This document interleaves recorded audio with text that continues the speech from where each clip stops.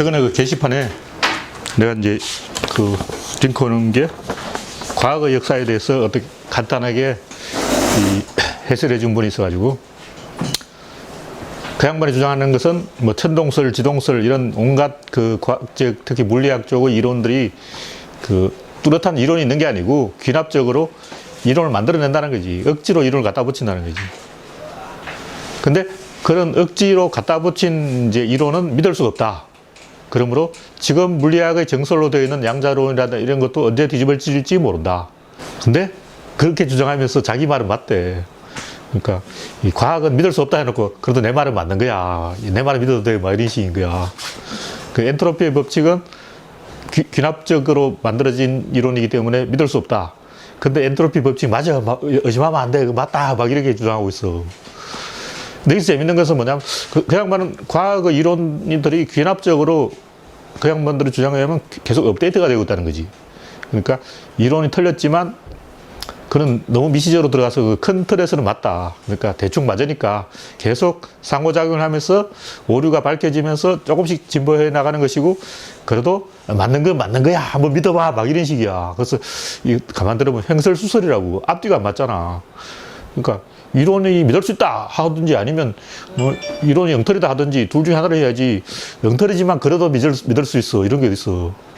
그 이야기는 결국 핵심은 연력과 귀납에 대한 이야기인데 그분은 하는 이야기는 과학은 이론들이 귀납으로 만들어졌다는 거지. 그러므로 믿을 수 없다. 근데 그래도 엔트로피의 법칙은 맞다. 그리고 자기 말도 맞대. 과학을 믿어야 된대. 믿을 수 없다고 해놓고 왜 믿냐고. 내가 주장하는 거는 뭐냐면 연력은 귀납이다. 이 둘이 같은 거라고. 연력이 귀납이기 때문에 어떤 것을 믿을 수 없다는 것은 그걸 굉장히 믿을 수 있다는 얘기지. 이 세상 모든 건 yes 아니면 no이기 때문에 이 no라는 걸 믿을 수 없다는 거냐. 그러면 그걸 믿을 수 있다는 얘기야. 이걸 부정하는 것은 이걸 긍정하는 거라고. 이 둘은 항상 같이 다니는 거라고. 그래서 어떤 것을 믿을 수 없다. 이 말은 동시에 어떤 것은 믿을 수 있다는 말이라. 근데 그 글을 쓴, 원문을 쓴 사람은 그걸 잘 구분을 못했고, 연역적 사고를 할 수 있어야 된다. 근데 대부분 사람들 연역적 사고를 못해. 연역적 사고라는 것은 어떤 A와 B의 어떤 사이를 보는 거라고. 보통은 A와 B를 보는 것이 귀납적 사고고, 이 사이를 보는 것이 연역적 사고. A와 B가 틀렸다면 이 사이가 맞는 거라고. 간단하잖아. 이게 틀렸으면 이게 맞는 거야. 근데 대부분 사람들은 그걸 못해. 특히 내가 최근에 주식에 대해서 좀 보고 있는데, 사람들이 진짜 그걸 판단을 못 하더라고.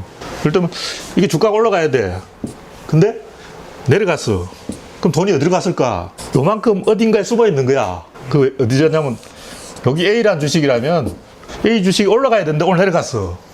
다 올라갈 것이다 했는데 내려갔단 말이야. 이 주식이 어디 가냐면 A의 부하 주식 사이트에 가 있어. 다시 말해서, 갑이라는 기업이 주가가 올라가야 되는데 다 올라갈 거라고 예상했어. 근데 내려갔다면, 이 주식 어디 안 가고 갑에 있어. 갑의 부하 회사가 있거든. 그죠? 갑돌이나 갑병이 이렇게 갑순이 이런 여기가 있는 거야. 그러니까 어떤 회사가 유망한데 모든 사람이 그 회사의 주가가 오를 거라고 생각했는데 안 올랐다면 그 주변에 어딘가에 있어. 딱 찾아보면 보여. 그러면 어떻게 되냐면 내일은 요거 폭락이야. 그다음 다음날 요거 올라가. 그래서 오늘 요게 떨어졌다 하면 내일 올라갈 신호란 말이지. 대부분 사람이 이거 판단 못 해. 판단하는 사람 10명 중에 1명도 안 돼. 여기 올라갈 것이다. 그럼 모든 사람이 이걸 주목하고 있어. 근데 안 올라갔다면 요 주변을 봐야 되는 거야. 어떤 기업이 있는데 이 사람들이 굉장히 주목을 끌었는데 예상대로 안 갔다면 여기 있어. 여기 아니면 여기 있어. 여기 아니면 여기 요걸 판단해야 되는데 그 대부분 사람 판단 못 해. 그래서 귀납이 틀렸으면 연역이 맞다. 이런 얘기고, 이런 거를 이제 설명하려고 하는데, 내가 개미에 대해서 비유를 하는데 나뭇가지가 이렇게 있다고. 여기 개미가 한 마리 있고 여기 개미가 한 마리 있단 말이죠. 이 두 개미는 시력이 나쁘기 때문에 3cm 앞은 안 보여. 그래서 개미가 우리 만나자 그러면 어디로 가야 되겠냐고. 이쪽 아니면 이쪽이라고. 그러니까 가지 끝에서 만나거나 아니면 여기서 만나거나 둘 중에 하나라고. 근데 개미는 시력이 나쁘기 때문에 어디가 가지고 어디가 여기인지 몰라. 그럼 어떻게 했냐? 아무 데나 가면 돼. 이쪽으로 가게 돼 있어. 이쪽으로 가다 보면 길이 없어. 끊어진다고. 그럼 이쪽으로 오게 돼 있어. 그럼 여기에서 다 만난다는 거지. 이 개미도 이쪽으로 가다 보면 길이 없어. 결국 여기서 다 만난다. 이게 연역이라는 거지. 이쪽으로 가는 건 귀납이에요. 근데 처음에는 당연히 귀납을 하게 돼 있어요. 귀납을 하게 되냐면 단서를 추적하기 때문에. 다시 말해서 요거는 눈에 잘 보이고 요거는 안 보여. 큰 거는 안 보이고 작은 게 보이기 때문에 그 모든 사람의 어떤 첫 번째 판단은 거의 100% 귀납이다. 그래서 단서를 추적하고 그 단서를 계속 격파해 가서 부정하는 거예요. 그래서 뭔가 지식을 얻는다는 것은 어떤 A와 B라는 단서를 얻어놓고 이걸 다시 파괴하는 거예요. 이걸 파괴하면 뭐냐면 요 사이가 보인다는 거죠. 이 사이를 발견하느냐 못하냐. 이게 굉장히 간단한 거예요. 아까 그 팟캐스트 녹음 때도 이야기했는데 뉴턴 같은 좀 뛰어난 사람하고 평범한 사람의 차이는 그 사이를 볼 수 있는 눈이 있느냐 없느냐 차이라고. 그래서 뉴턴 같은 사람은 본능적으로 그 사이를 알아. 예를 들면 어떤 사람이 달리기 시합을 하러 갔어. 어떤 사람이 달리기 시합을 하러 갔는데 이 사람의 우승할 확률은 몇 프로냐?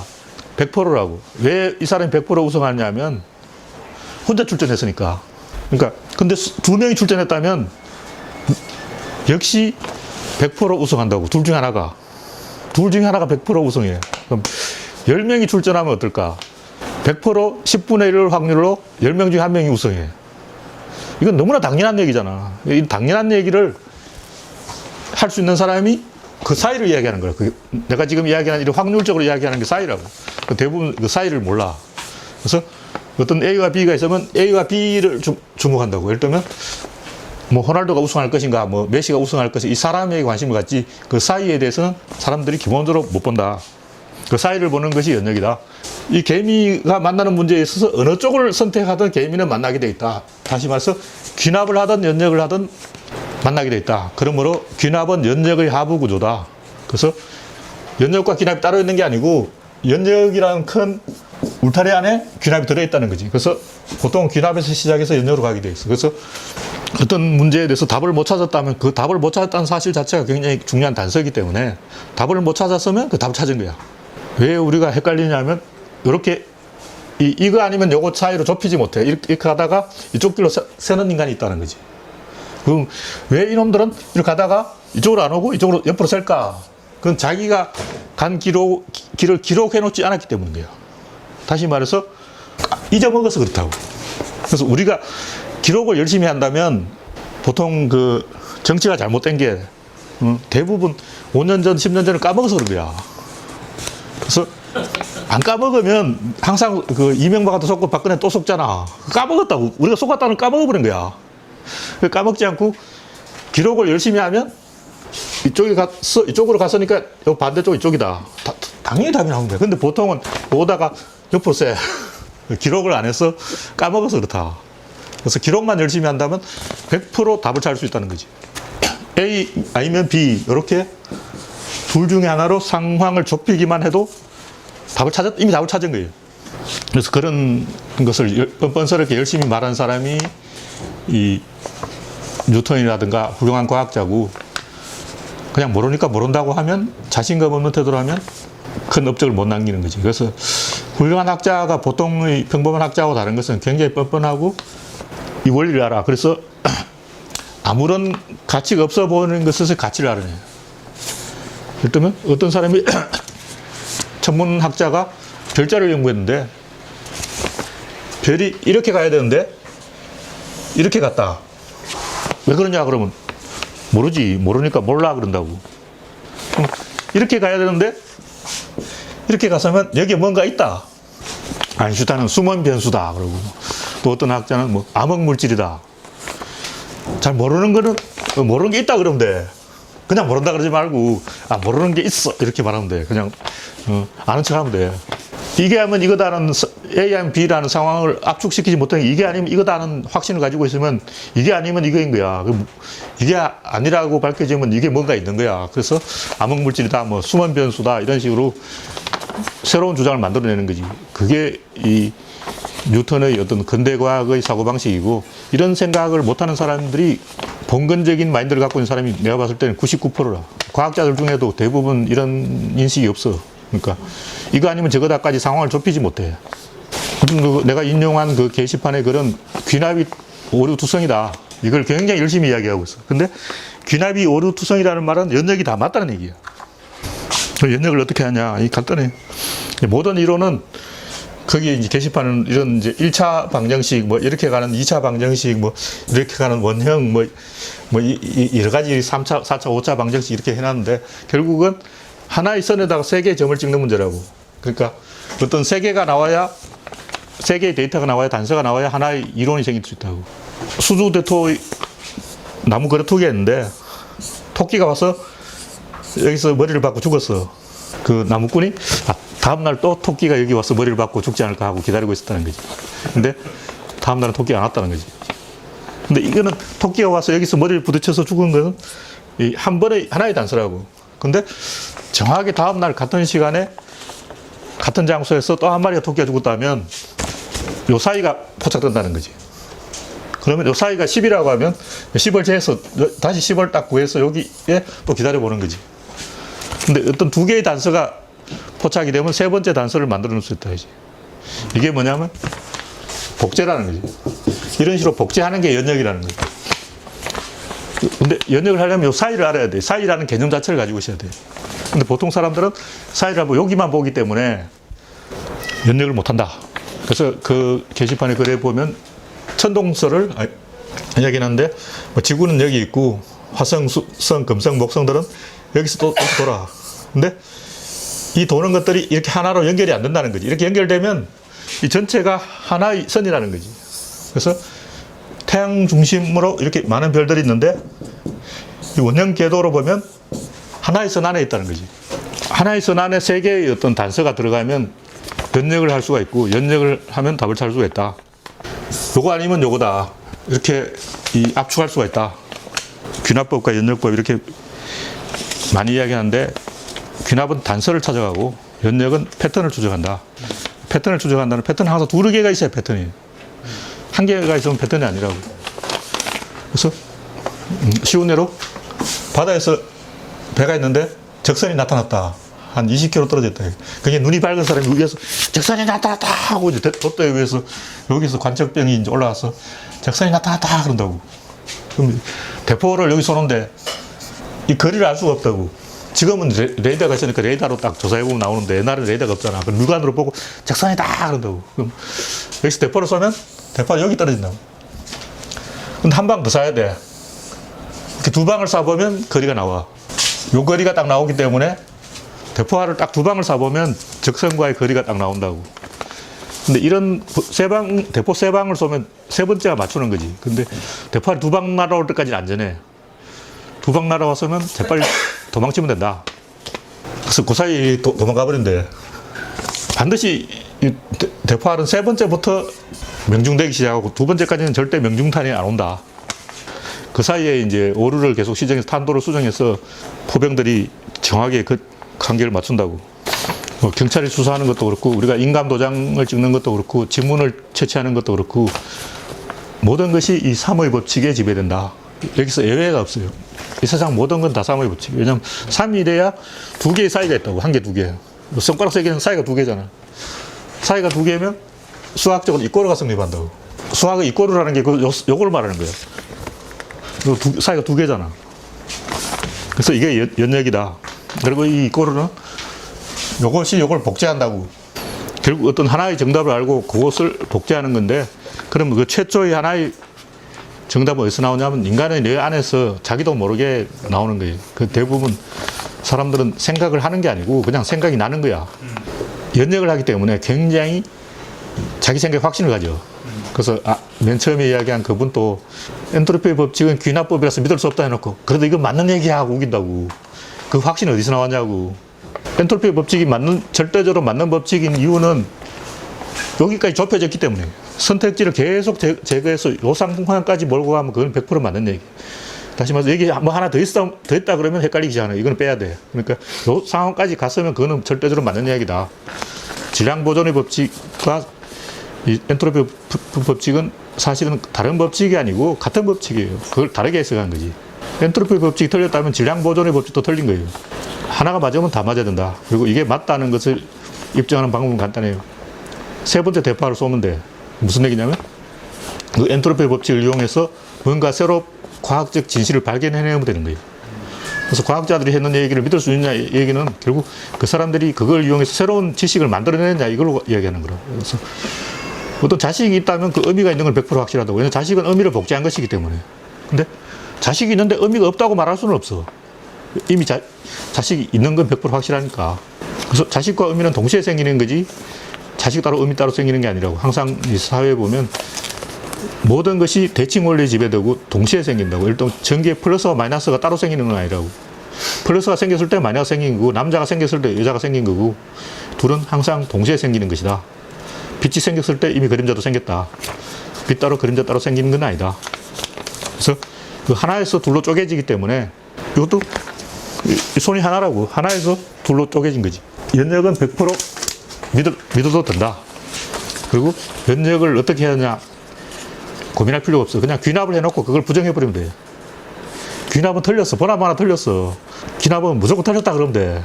예를 들면 이제 전통적인 귀납법이 뭐냐면 홍길동도 죽었다. 이순신도 죽었다. 그러므로 당신도 죽는다. 이게 귀납법이야. 그건 안 죽어. 귀납 틀렸어. 암세포 하나가 수백 년째 살아있어. 아담과 이브 때부터 지금까지 세포가 계속 전해지고 있다고. 계속 살아있는 거야. 그러니까 인류 역사 이래 죽은 사람이 없어. 그냥 머리카락 깎았다고 생각하는데 죽음은 없어. 그러니까 죽은 사람이 없어. 그러니까 이순신도 죽었다. 안중근도 죽었다. 당신도 죽는다. 이건 거짓말이라고. 안 죽어. 인류는 안 죽는다고. 25억 년 전에 지구에 최초의 생명이 탄생한 이후 아직까지 안 죽었어. 아직까지 살아있는 거야. 얘들 살아있잖아. 기납법은 틀렸다고. 기납법은 무조건 틀린 거야. 작은 것에서 큰 것을 담을 수 없기 때문에 이것을 담는 이 울타리는 요만큼일 수도 있고 요만큼일 수도 있고 이만큼일 수도 있는데 딱 요만큼이라는 근거가 없거든. 그러니까 무조건 틀린 거야. 그러면 연역법은 무조건 맞는 건데 어떻게 맞냐? 귀납법이 틀렸다 하면 그게 바로 연역법이라고. 어떤 상황을 A 아니면 B 상황으로 만든 다음에 귀납을 한 다음에 그 다음 그걸 틀렸다 그러면 돼.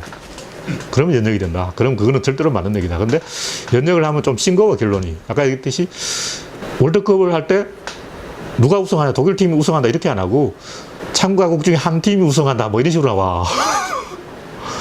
가위바위보를 하면 누가 이길까? 둘 중에 하나가 이긴다. 근데 사람들은 이 생각을 못 한다니까. 그러니까 주식에서 잃는 사람은 왜 그걸 그 생각을 못해서 잃는 거야. 가위바위보를 하면 누가 이길까? 둘 중에 하나가 이기지. 이것만 생각하면 주식에서 다 돈을 벌 수가 있다는 거예요. 대부분 사람들이 이 생각을 못 한다. 그래서 연역은 사실은 굉장히 가치가 있는 거고 뉴턴의 만류인력이라든가 뭐 아인슈타인의 상대성 이론이라든가 이런 위대한 이론들은 다 연역에서 만들어진 거죠. 단순한 거 가위바위보에서 둘 중에 한 사람이 이긴다. 이게 아인슈타인 이론이라고. 상대성 이론도 그렇고. 예를 들면 시간과 공간은 절대성을 인정한 게 뉴턴인데 시간 공간의 절대성이 어디서 나오냐고 뉴턴한테 물어보면 뉴턴 몰라 그러거든. 그럼 뉴턴 틀린 거 아니야. 그럼 우리가 딱 생각해도 뉴턴 아저씨 옛날 아저씨인데 맞을 확률이 있냐고. 그건 생각 안 해봤는데 번호만 하나 틀린 거야. 지금까지 인류 중에서 제일 똑똑한 물리학자가 있을 거 아니에요. 그럼 그 아저씨 말은 맞나? 틀렸어. 왜냐하면 100년 후에는 더 뛰어난 천재가 나타날 거 아니야. 그리고 기존의 이론을 다 뒤엎을 거 아니야. 그러니까 무조건 틀렸다 그러면 돼. 그 거짓말하기 시합하면 누가 이기냐면 나중에 거짓말한 사람이 이긴다고. 무조건 뒤에 한 사람이 이겨. 이런 기본적인 게임의 규칙만 가지고 이야기하는 것이 연역이고, 이 연역은 굉장히 싱겁지만 이 싱겁고 단순한 별로 쓸모없어 보이는 이거를 잘하는 사람이 천하를 다 먹는다는 거죠. 이 게임의 규칙을 만들기 때문에. 예를 들면 야구 같은 걸 하는데 프런트에서 외야에서 누군가 망원경으로 딱 보고 무전기로 몰래 알려준다. 예를 들면 프로의 감독이 그 도박하는 사람처럼 귀에다가 몰래 송신기를 딱 감추고 밖에서 외야에서 지금 포수가 어떤 사인을 했어. 이렇게 이제 꼼수를 알려준다든가 이런 식으로 계속 뭔가 반칙을 하는 사람이 나온다고. 그 반칙을 하는 사람이 있기 때문에 기본적인 규칙을 잘 지키는 게 굉장히 사실 중요한 거야. 그런 기본적인 규칙을 알고 있는 것이 사실은 엄청난 파워가 있는 건데 우리는 기본적인 규칙 그거 알아서 뭐하냐 이렇게 생각한다고. 근데 하수들은 그런 이제 깊은 고수의 세계를 경험을 안 해봤어.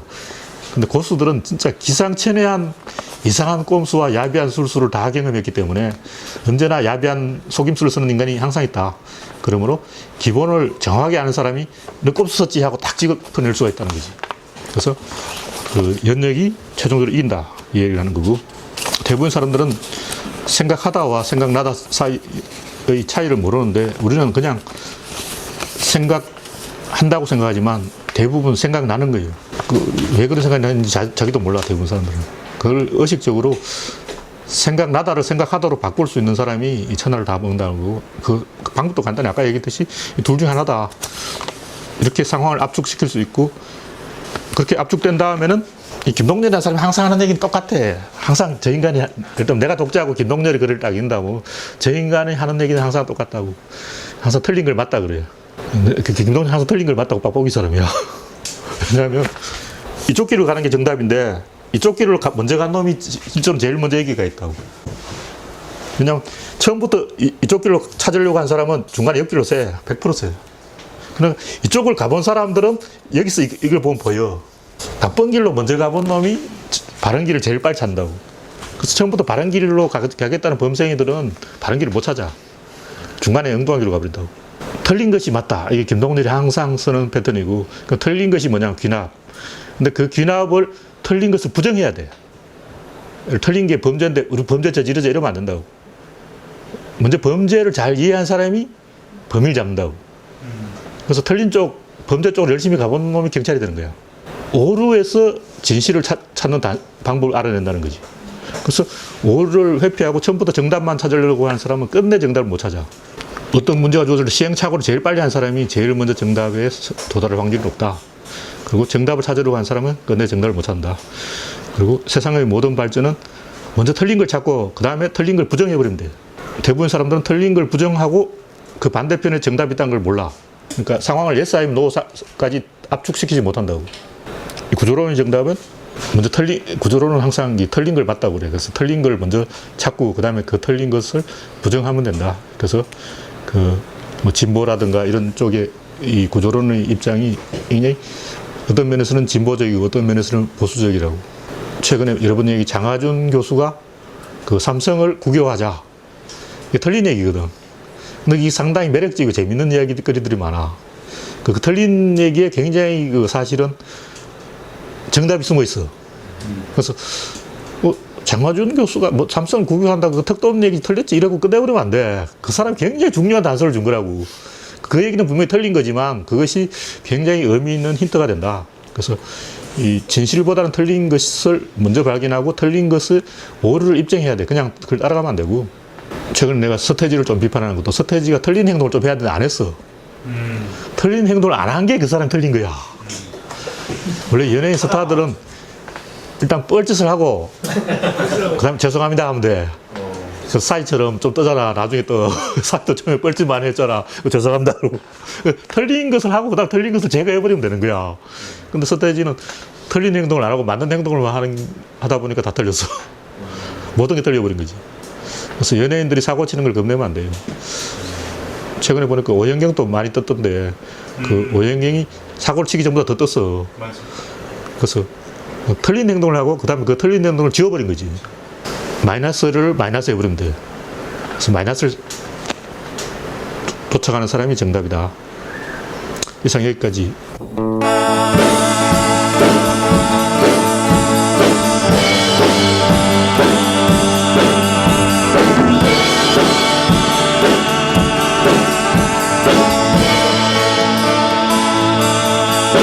My friends